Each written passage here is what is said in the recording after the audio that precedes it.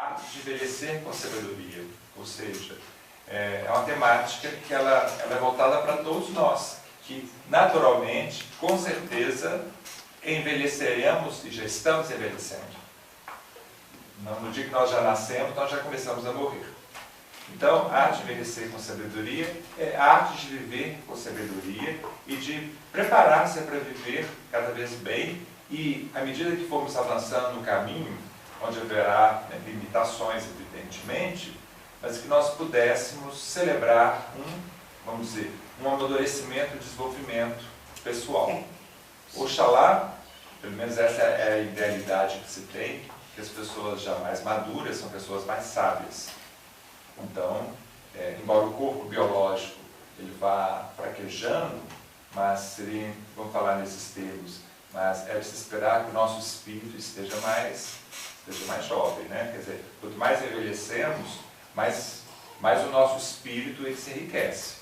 E como o espírito ele não envelhece, vamos dizer assim, então ele só cresce. Paliban dizia muito isso em sala de aula, quando ele dava aula sobre a morte, a ressurreição. Então ele usava uma parábola, né? Uma parábola que representa assim, nós nascemos, aí vai haver um momento assim, de expansão, desenvolvimento, aí nós chegamos a um ápice de vitalidade, a vitalidade de um homem, de uma mulher de 30 anos, 35 anos, né? Você está no auge, né? 40 anos talvez, então você está no auge da vitalidade, né? Os hormônios, tudo te traz aquele pico, né? Assim, onde o seu corpo está pleno, né? Mas logo depois essa parábola começa a descer, né? Vai descendo, e a morte é o colapso, né? Onde, vamos dizer, as energias, o calor que é liberado entre o aspecto entrópico, né? O corpo vai queimando suas energias, então chega um momento que há um desgaste, um esgotamento. Então, a parábola da vida, nós temos um começo, tem um ápice, depois tem um declínio e tem o fim. Mas aí você imagina nessa parábola, lembra nos tempos de escola, né, aquela parábola, aí depois tem um vetor que é perpendicular a essa parábola, o vetor é aquela linha reta, né? Então tem a parábola e o vetor. Então, vamos dizer, aqui é o ponto da morte, mas é onde o vetor chega à sua culminância. Então, seria o momento maior da vida. E é esse ponto, né, que está lá na ponta do vetor, que contrasta muito com o ponto de baixo, né? Quer dizer, organicamente nós chegamos ao fim, mas existencialmente nós chegamos ao nosso máximo. E esse máximo que é acolhido por Deus na hora da nossa passagem. Então, nessas considerações é que nós podíamos pensar assim, como caminhar para essa plenitude vital, essa plenitude existencial, onde talvez, né, fisicamente, organicamente, você não está no seu melhor, mas hoje nós temos o privilégio de termos uma medicina que nos cuida, né, temos uma série de terapias e recursos que podem tornar a nossa longevidade mais serena, mais saudável, mais fácil de lidar, né? Apesar dos achaques que aparecem literalmente. Mas quando existe essa harmonia interna, como vocês bem já sabem, a partir de vocês mesmos, quando vocês estão nos seus melhores momentos internos, né, vocês estão tranquilas, felizes, né, interiormente, como que é muito mais fácil, dessa forma, você lidar, suportar os limites físicos, que naturalmente vão surgindo. Né? Os nossos sentidos já não estão assim tão agudos como eram, né? Vários limites vão surgindo, sua mobilidade não é a mesma de outros tempos, mas você é capaz de ter um equilíbrio e ter uma leveza diferenciada. Então, mesmo você tenha que ficar mais trancada dentro de casa, como em outras épocas, você era mais andarilha, mas era mais agitada. E agora, quem sabe, você já pode estar mais centrado e pode ter outros hábitos, outras escolhas que são extremamente felicitantes, realizadoras, assim por diante. Então, é nessa atmosfera que nós vamos pensar então, a questão das virtudes da velhice, que são virtudes, que são dons, mas que são também uma arte, então é um desenvolvimento. Então, como é que nós já podemos ir nos trabalhando para chegarmos né, vamos dizer, os nossos últimos estágios de vida, mas com essa sabedoria, né, com esse valor interno. E às vezes a gente olha muito só na sociedade, ela olha muito para o lado negativo da velhice, né, as perdas, né, os limites que vão vindo, o desconforto e doenças, e já fica pensando de morte. Então, o olhar às vezes é muito negativo, como que envelhecer e a velhice é um problema, né? Eu não quero ficar velho. Muita gente que quer adiar a velhice, ou até finge que não está velho, ou quer encher o rosto de botox e outras coisas mais, ter uma aparência de que não está velho, brigando com o tempo. E não é que estou dizendo que nós não possamos cuidar, né, um pouco também da nossa estética, né, da nossa musculatura, que aliás essa questão de ter saudável, para você estar firme, para você poder ter mais autonomia. Mas é fundamental, muitas pessoas que não privilegiam isso, é cuidar da nossa estética interna, vamos dizer assim. É cuidar do nosso espírito, né, junto com tudo isso, com todos esses cuidados. E entendendo que na ordem dos fatores, já sabemos que a juventude vem de dentro para fora e não de fora para dentro. É verdade? No livro do Eclesiástico 25, que há essa citação: quão belo para os cabelos brancos saber julgar, e para os anciãos saber dar conselhos. A coroa dos velhos é uma experiência rica, e sua glória o temor do Senhor. Então, idosos, vamos falar assim, idosos honrados, e pessoas que elas inclusive podem se tornar grandes conselheiras. Na Bíblia, na tradição judaica, nas culturas antigas, valoriza-se muito, como sabemos, os anciãos, eles são muito considerados. Inclusive nas aldeias, eles ocupam sempre o melhor lugar. Então, sempre as pessoas vão lá consultar com eles. Às vezes até a última palavra na tribo lá são os anciãos que dão. Então, porque reconhecem que eles têm uma sabedoria de viver, eles têm uma trajetória que pode muito iluminar os que estão começando, que têm agilidade física, mas não têm a mesma experiência que eles têm. Então, as culturas antigas, elas normalmente valorizavam muito os anciãos. Sabemos nós que a nossa cultura ocidental, especialmente moderna, tendeu, né, a relativizar, a colocar em segundo plano, escanteio os mais idosos, querem viver muito, né, a eterna juventude do agora, e com isso nós perdemos não só os valores que são herdados, que vão passando de geração em geração. Então, é uma sociedade que vai cortando suas raízes, sua ancestralidade, isso é problemático. E é muita experiência que também é, às vezes, desprezada. E se vive um imediatismo que não é tão são, né? E como, às vezes, os anciãos eles são um pouco jogados de escanteio, hoje talvez está começando a mudar um pouco, porque a sociedade nossa está envelhecendo bastante.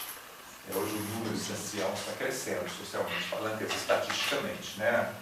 Na Europa, por exemplo, já a natalidade é negativa, então cada vez mais as sociedades são velhas.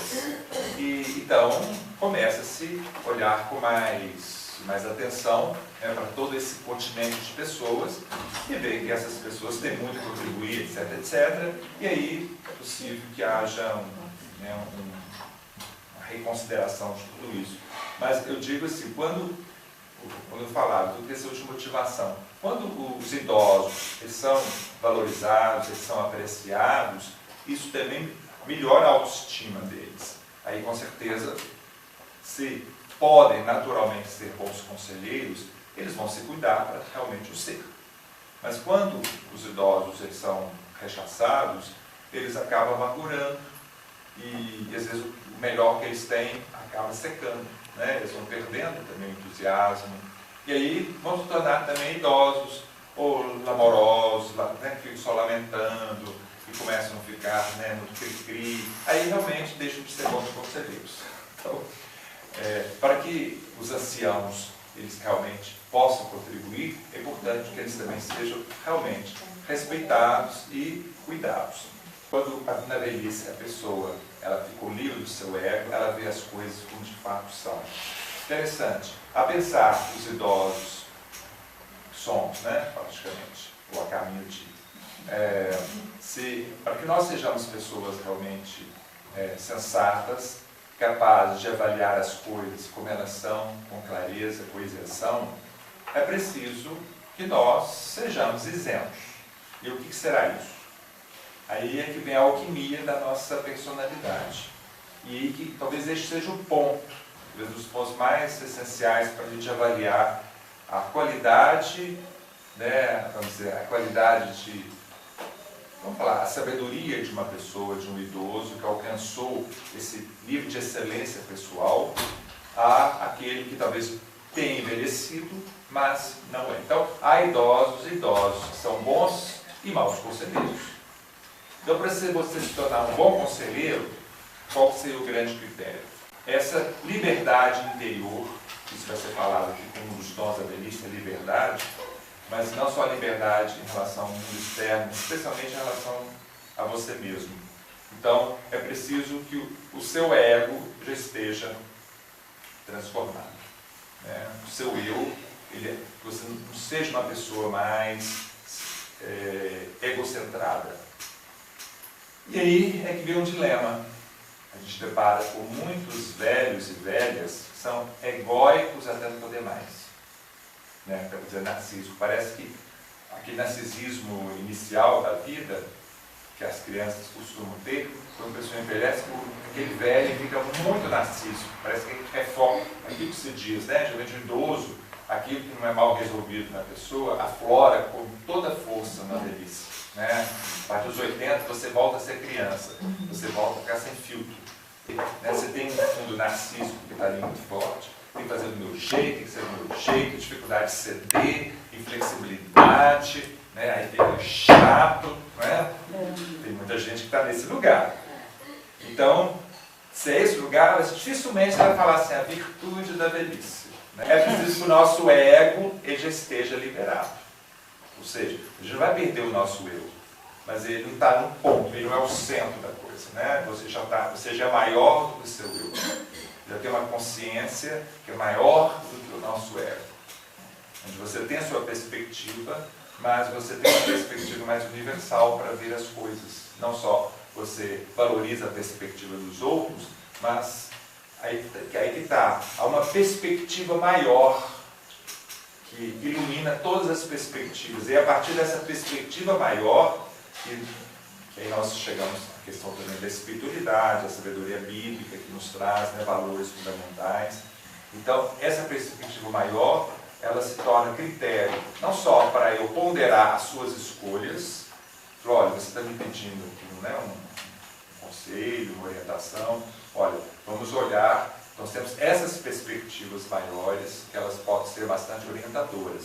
Eu vou, olha, vamos pegar a ética do Evangelho. O Evangelho é o nosso critério.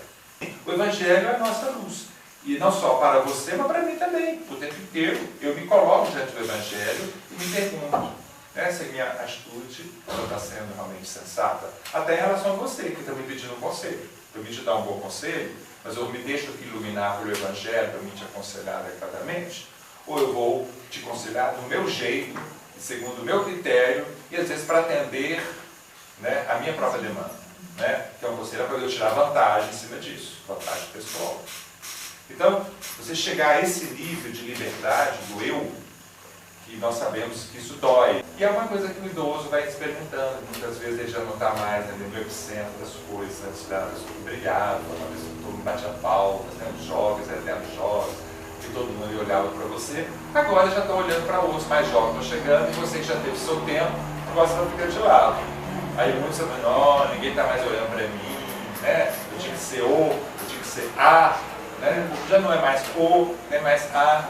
E isso, o idoso, com sabedoria, dizendo, que bom, meu lugar não é mais estar na ribalta.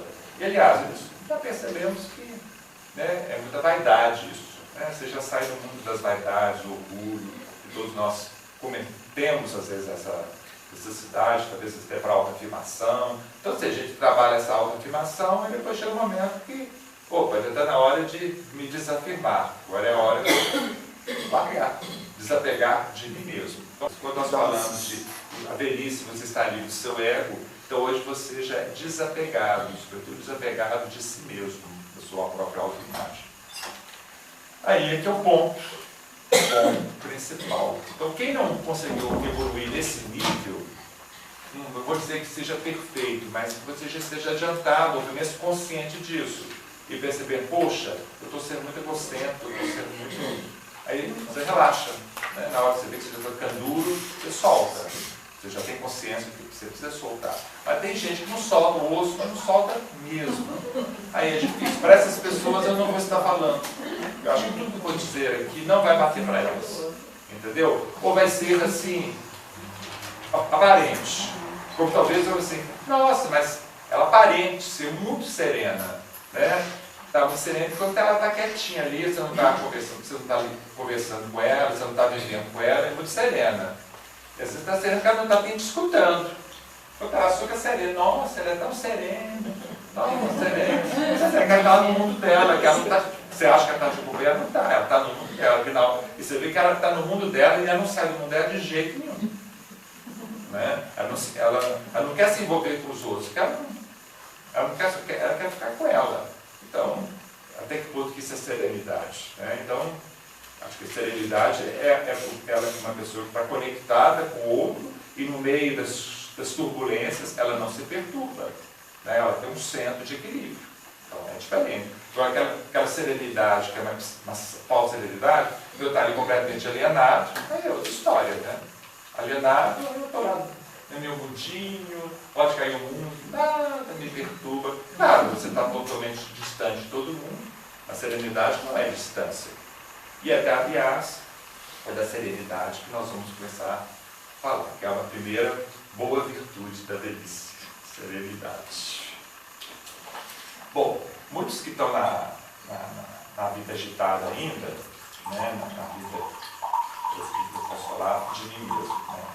Eu já estou num movimento existencial já tem uns 2 anos. Mas de um ano para cá que se intensificou. E com essa história dos 60, que hoje 60 acho que não é uma demarcação tão clara assim. Hoje eu vivo na terceira, quarta, quinta, sexta idades, né? Porque as pessoas estão vendo, quem chega a 100 anos, como eu vi aí, quantos estão chegando a 100 anos? Muito bem. Talvez o idoso é 100 anos, aí ele já virou um idoso. Né? Por 90, a partir de 80 você é idoso. Mas do jeito que a gente vê os idosos, as idosas aí, oitentaças, né? Então aí, tão inteiras, né? Mas nesse movimento que a gente vai percebendo que a idade vai chegando pelos limites que vão vindo, né? Então, é impressionante. Chega um momento no caminho que as coisas começam a aparecer. E acho que também, independente da questão do cansaço do corpo, é a própria questão do trabalho. Você já tem 35 anos, né? Já tem 36 anos de oportunidade de um trabalho específico, aquilo já começa, aí você já sente, aquilo que era para mim talvez prioridade já não é mais a prioridade, você já sente vontade de já ir te deslocando. Então, é um movimento que vai vindo. Então, você já vai se preparando para algo mais. E, no meu caso concreto, nesse mundo, né, que a gente vive, que é muito, muito intenso, muito agitado, muito isso, muito aquilo, a gente já começa a sonhar, assim, de ter uma vida mais serena, né, uma vida menos corrida, menos agitada, né, talvez até mais contemplativa, pelo menos no meu caso. Então,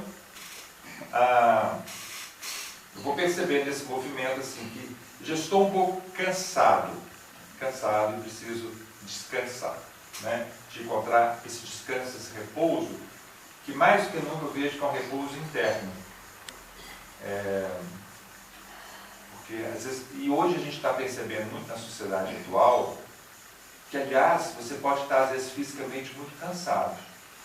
Mas você vai e dorme, né? Dorme e acorda super bem. Você está com o corpo físico muito cansado, e aí você dá uma relaxada. Hoje o cansaço nosso ele é muito mais mental do que físico, não é verdade? E às vezes você nem sai de casa e está todo exaurido. O que é isso, né? Então é uma exaustão, a nossa era agora, a exaustão ela vem em outro nível. Então, poxa, aquele desejo de liberar-se um pouco disso. Manfred Hausmann, ele fala da virtude da maturidade, que é a serenidade. Ele entende a serenidade como uma grande virtude da maturidade. A pessoa serena, embora eu estou falando aqui de cansaço, mas a serenidade não é uma pessoa que vai se isolar, como eu falei, vai se isolar, eu estou muito, nossa, eu já dei que dei, agora eu não estou querendo mais conclusão na minha vida, eu não quero mais trabalho, eu quero ficar agora, né, quase que repousando e até meio estoicamente, bem isento de tudo. Não se trata disso. A serenidade, ela tem muito a ver mais com essa atitude de abandono. A pessoa serena é uma pessoa que ela abandona, que ela entrega, né? Ela entrega-se a si mesma. E entrega-se a si mesma, fundamentalmente, a Deus. É uma vida entregue a Deus. Então, é no sentido de que agora eu não tenho mais... A gente fala disso muito. Para de controlar as coisas, para de controlar a vida, né? Entregue-se ao real e deixe o real se fazer, e você vai abraçando aquilo que vai vindo, e sem ansiedade, sem sofreguidão, seja o que for. Mas falar é sempre mais fácil do que realmente viver isso. Então, quando você está ainda muito na ativa, é evidente que são muitas responsabilidades que você assume, e você tem que fazer muitas escolhas, tomar muitas decisões. Às vezes é complicado esse discernimento. Qual é a decisão certa? Qual a escolha certa? Quando você está em lideranças, são muitas pressões, você tem que dar respostas. Então, é uma luta. Por isso que já na vida, admiro pessoas jovens que já conseguem encontrar essa serenidade da entrega muito cedo.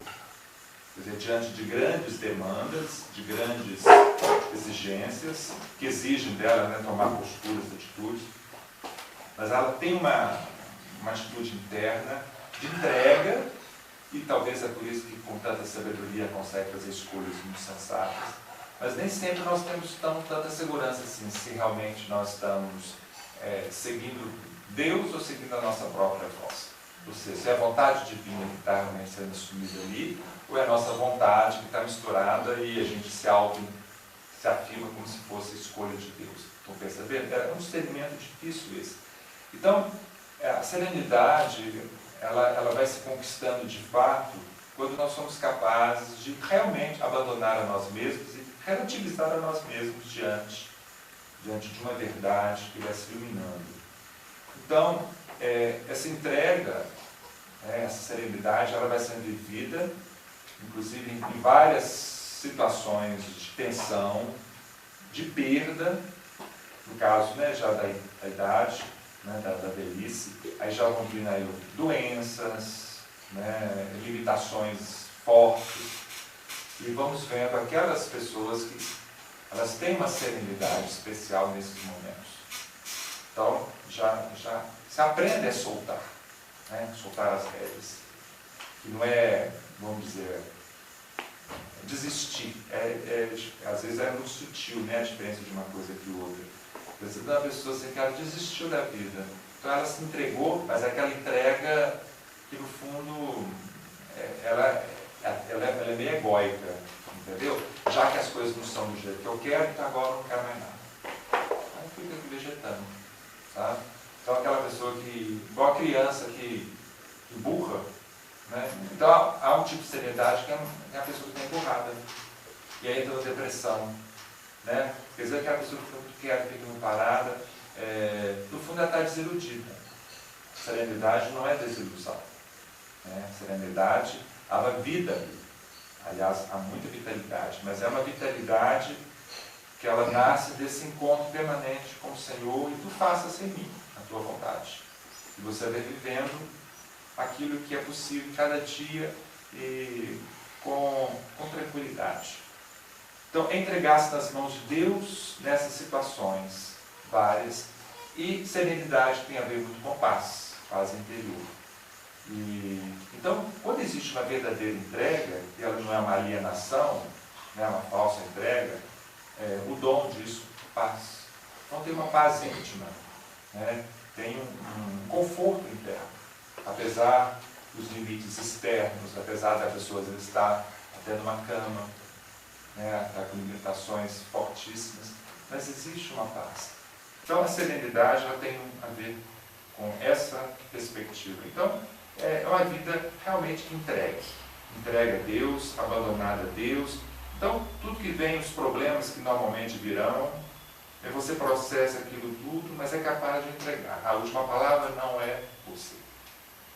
É um treino, né, gente? A vida vai sendo treinada desde cedo. Feliz aqueles que já vão descobrindo essa arte da entrega desde cedo.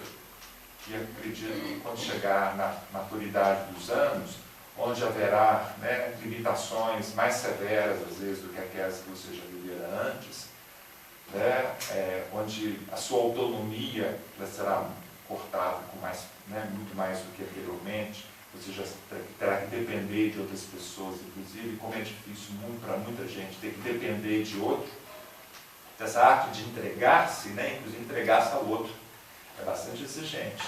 Mas quem já vai fazendo esse caminho de entrega desde já, acredito que viverá com mais serenidade esse movimento. Serenidade é deixar as coisas serem o que elas são. Interessante isso, né?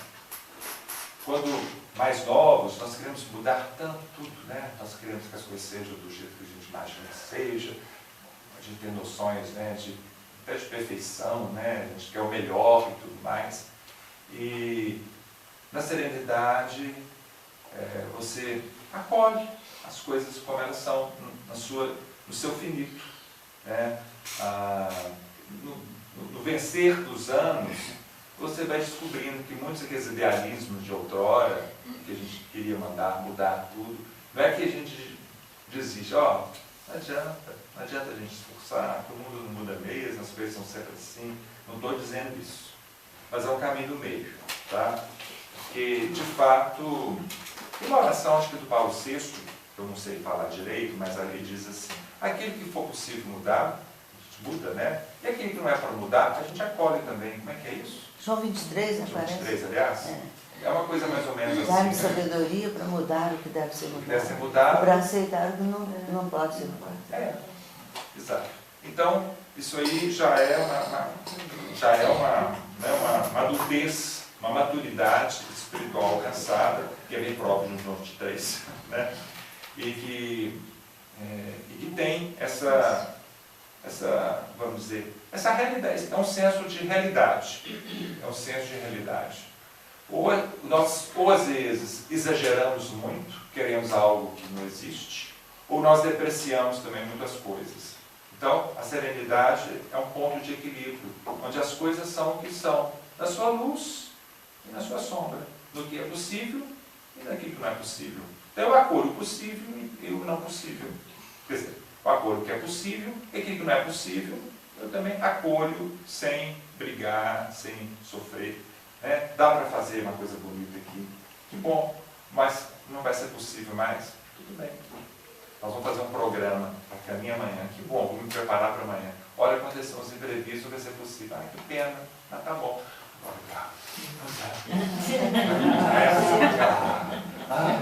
Esqueceram de mim. Certamente isso não é de propósito. Minha sobrinha me prometeu que ia me levar lá na celebridade. Depois ele mandou um recado dizendo que deu um problema no serviço, que ela não vai levar, vai ter que tirar essa coisa. Pois é, tenho certeza que ela fez de propósito.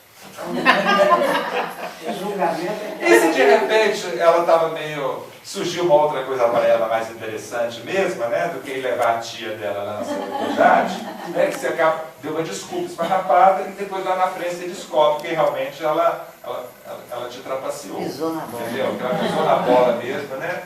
Não é muito gostoso, né, a gente ser jogado para escanteio, né? Mas aí a pessoa serena respira, entrega. Aí eu falei assim, poxa, é a limitação dela, né? São os tempos de juventude, talvez não seja tão gostoso ter que levar essa tia velha lá nessa verdade mesmo, né? Às vezes talvez o altruísmo dela ainda está um pouquinho limitado, ela precisa melhorar. Mas um dia ela chegar lá, um dia ela vai estar na condição que eu vou estar também, né? Aí você mesmo. Mas fica nessa ratificação que você tem que ficar ali tentando encontrar uma justificativa, uma razão para você minorar o seu sofrimento de perda. Então é isso mesmo. Né? Se for possível, está bom. Né?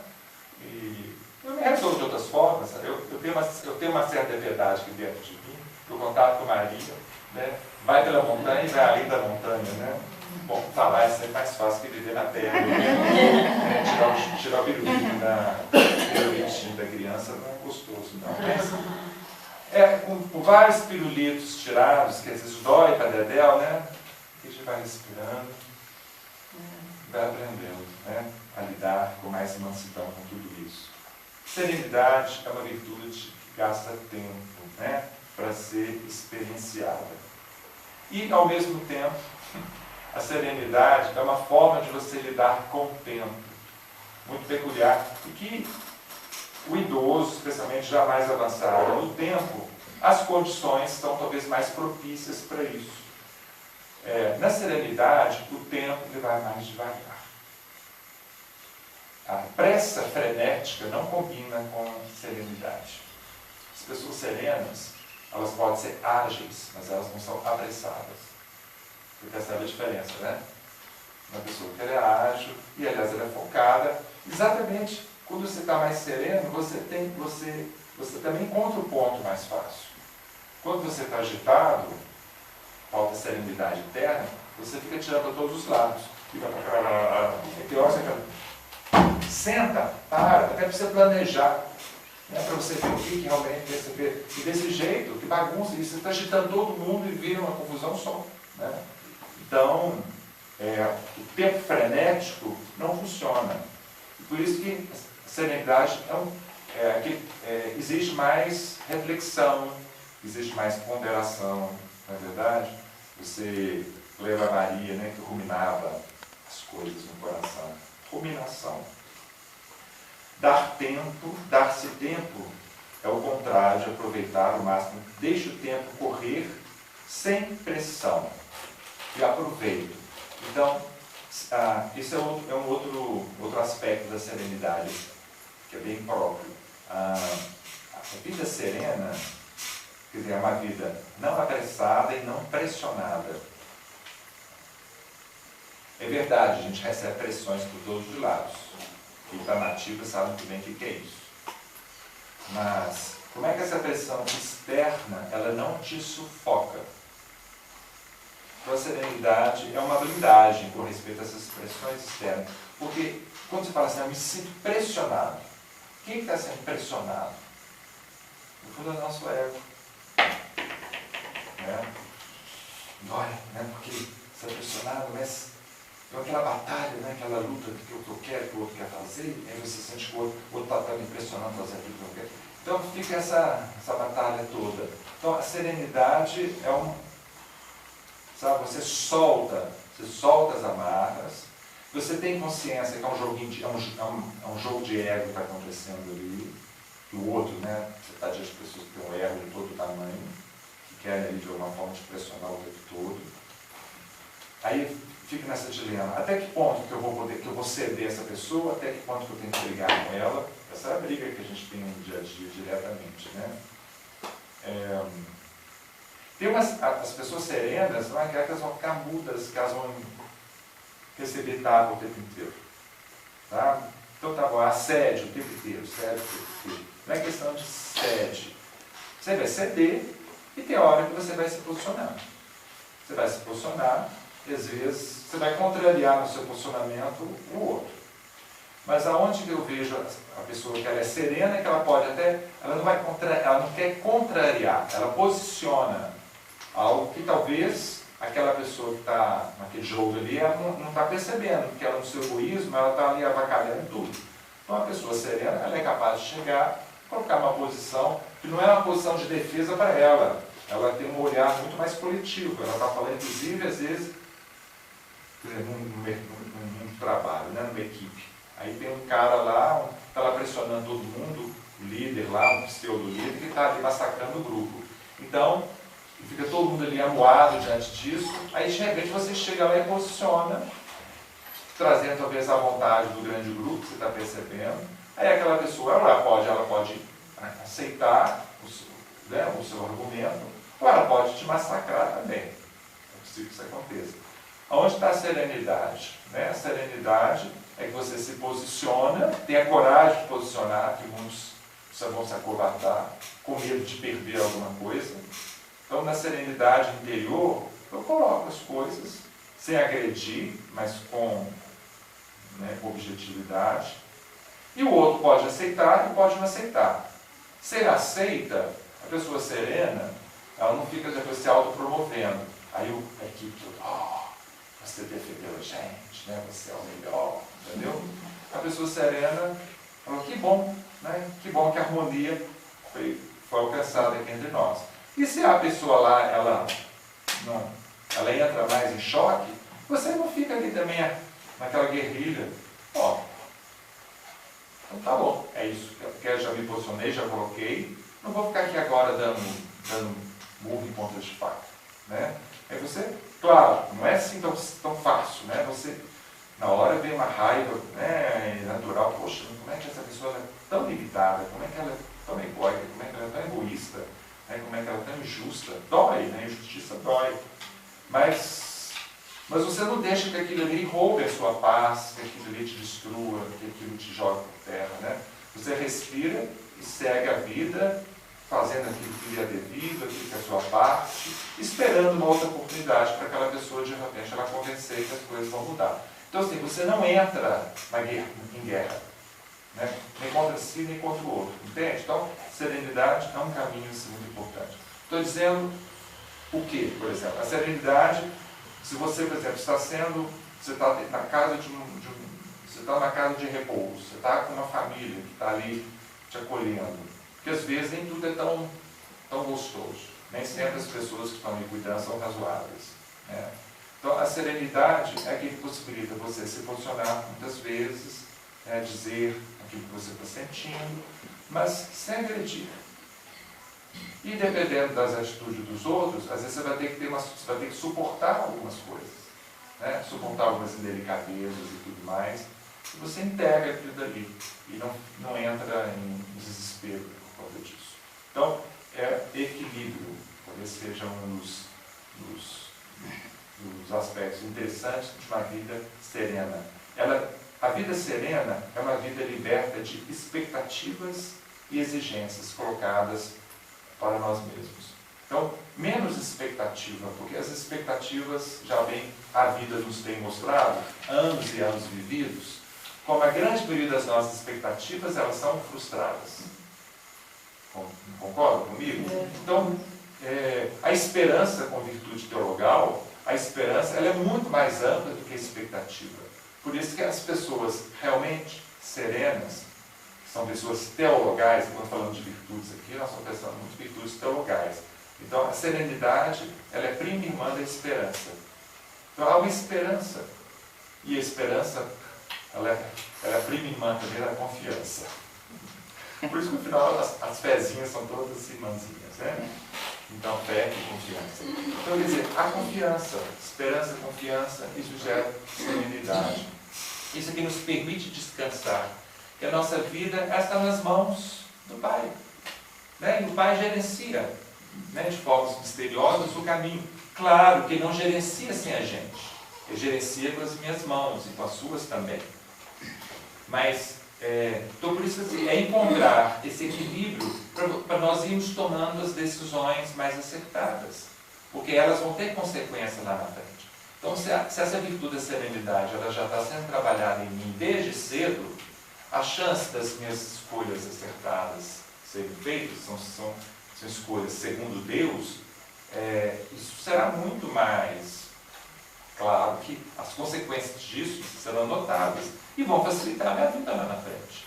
Então hoje a gente lida com muitos dramas, dificuldades e sofrimentos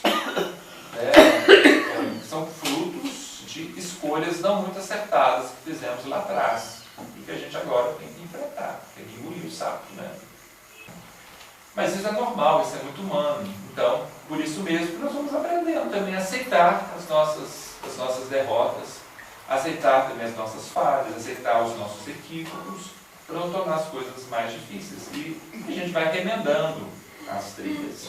Então, não viver de expectativas, mas aprender a descansar em Deus.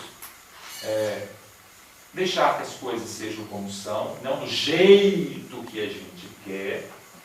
Mas quem já está avançado na serenidade não está muito nessa, do jeito que eu quero. Ela já não se retima muito a partir disso, né? Você já tem mais um senso assim do total, né? Aquilo que é bom para todos é muito bom para mim. Então a gente já não, as coisas são muito no nós, né? Aquilo que é, a sua ocupação é muito mais ampla do que simplesmente o seu espaço pessoal. Você já tem uma visão maior das coisas. Serenidade é você poder, né, já não está mais na comparação, já não está mais na competição, isso não combina, né? Mas mentes são muito competitivas, pessoas que competem o tempo inteiro, com certeza a serenidade mina, né? O mundo da competição é muito aguerrido. E quanto mais jovens nós ainda somos treinados a competir. Então, a gente sai da competição, e a gente está num nível muito mais da expressão. Paciência. Paciência é uma virtude que está muito próxima também da serenidade. E talvez, para a gente crescer em paciência, é preciso avançar em serenidade. A virtude da paciência, ela é muito próxima da serenidade. A pessoa serena é uma pessoa paciente. Mas paciência também significa outras coisas. No grego, hipomone, literalmente, significa carregar algo, suportar algo. E tem a ver com resistência. E outra palavra que hoje é mais bonita para falar disso é resiliência. A paciência é uma coluna que sustenta a vida da gente. E paciência em latim, que vem de pati, né, que é sofrer. A paciência é uma suportabilidade. E é suportar também a tribulação. Como diz São Paulo em Carta aos Romanos, sabendo que a tribulação produz a paciência a firmeza a esperança. Quem suporta pacientemente a vida com todas as suas tribulações, adquire firmeza. E a esperança, ela vai se forjando em si. Então, a tal esperança, ela é construída em meio a muitos sofrimentos e padecimentos. E, aliás, são esses padecimentos, esses sofrimentos, especialmente, que são as quebras das nossas expectativas, que quando mais novos, especialmente, mas, como disse, tem muitos velhos que ainda nesse aspecto não amadureceram, continuam igual como era criança, né? Que fica ali cheia de desejos, expectativas, e que quando não são cumpridos, a pessoa fica aborrecida. Então, com certeza, quando mais novos, as nossas expectativas criadas que não foram satisfeitas, isso gera o sofrimento para nós, né? Dá uma tristeza, né? Se chorava, né? Como eu falei, aquele programa que foi preparado, que de repente não aconteceu, seu pai aproveitou de levar no parquinho, depois na última hora não chegou, a bicicleta que você esperava ganhar no Natal, você não ganhou, né? Então, com certeza que essas frustrações nos machucavam muito, né? Ficávamos muito feridos. Então, é dessa forma que a gente vai sendo purificado mesmo. Começa cedo, né? As purificações, as perdas. Então, essa batalha que vai sendo, aos poucos você vai aprendendo a olhar mais longe, né? Não ficar tão aprisionado nisso. E com o tempo, você olha, não vou colocar a minha esperança nas minhas expectativas, porque a chance de não dar certo é muito grande. Então, se der certo, ótimo. Se não der certo, aí a gente vai criando outros áreas. Lá na frente, quem sabe? Ou então, de repente, é porque vai ter alguma coisa melhor do que essa, já que não foi essa, vai ser outra que vai ser melhor do que essa. A gente mesmo vai dizer, será que é uma ilusão? Não sei. A gente fala assim, porque não era para ser isso. Né? A gente fala assim, pois é. Não, é porque eu estou sendo salvo de uma coisa pior. Não deu certo a gente viajar. Tem gente que pensa assim, ó. Então, é uma maneira dela contemplar, dela suportar mais aquela situação. Então, assim, a seco, bem sabemos que você aprender, aí depois você se frustra, é humano, é profundamente humano, você sentir a frustração, diz, hoje, mas que pena, você ficar chateado por um tempo.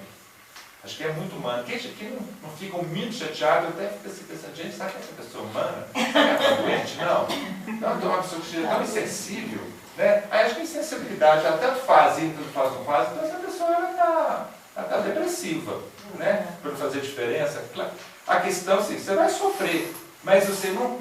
Pronto, agora acabou o seu dia, acabou a sua semana, né? Vai até para a cama. Né? Então a resiliência nossa, assim, incomoda, mas você respira e segue a vida adiante. Então, esse é o grande desafio. Então, a paciência, ela dói. O exercício da paciência dói. Então, incômodo. Existe esse incômodo. E se não houvesse esse incômodo, uma paciência não seria construída. Então, você sente o peso da coisa. Mas você vai aprendendo a manter seu equilíbrio. Aí a serenidade que vai muito junto. Quer dizer, a pessoa paciente, ela é serena. Ela não exorbita a partir daí. Ela não começa a agredir o mundo por causa daquilo ali. Ela se sentiu agredida, agora tem que agredir. Ela é capaz de suportar essa agressão, vamos dizer assim. E agir de forma respeitosa, de forma consequente, para não gerar mais confusão. Como é que eu vou... Às vezes, conforme a situação, eu tenho que simplesmente resignar-me diante do ocorrido. O que adianta chegar agora lá, né? Eu vejo isso muito nas condutas que eu falei de aeroporto aqui. Aí o avião atrasou e aconteceu isso, não vai ter mais coisas. Aí tem pessoas que chegam lá no guichê. Mas, gente, agridem o funcionário lá como se ele fosse o culpado da história. É claro que você vai questionar, escuta, mas...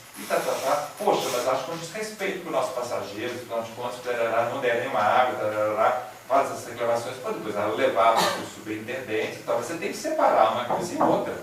Mas as pessoas ali, sabe, no seu destempero.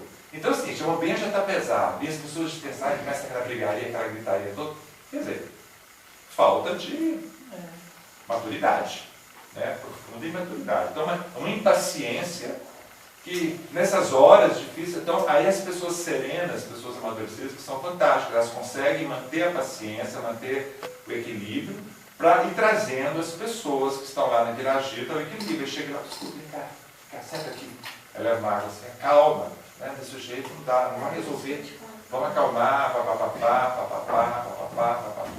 Aí você põe as coisas no lugar. Né? Então é admirável nas pessoas que conseguem, no grupo, fazer esse trabalho de mediação, né? de trazer as pessoas de novo para o centro de equilíbrio. E isso se chega na velhice. Na velhice, vejo, depois de tantas perdas, tantas dores, pessoas já bem avançadas na vida e já perderam vários parentes, já perderam filhos.